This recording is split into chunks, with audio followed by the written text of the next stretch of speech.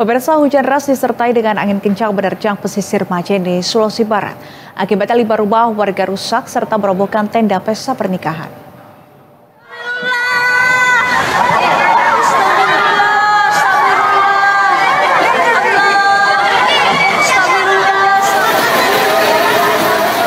Video amatir warga merekam tamu undangan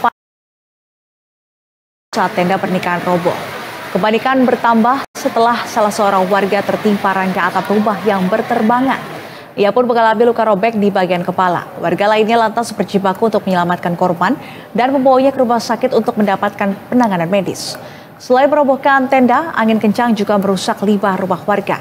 Rata-rata mengalami kerusakan di bagian atap dan menurut saksi mata, peristiwa angin kencang ini terjadi secara tiba-tiba hingga membuat warga tak sempat menyelamatkan diri.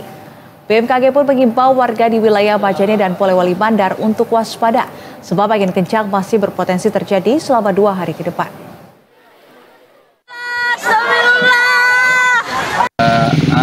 Tadi langsung terjadi angin kencang tuh, saya hujan, ya ini korban menghindari tuh, menghindari terowongan mau rubuh langsung kenai balok teras rumah bagian kepala. Itu berdarah Pak ya? Berdarah, lumayan parah itu lukanya lumayan. Oh, setelah kejadian selanjutnya gimana? Ya langsung dilarikan ke puskesmas kan. Kemudian ditangani sama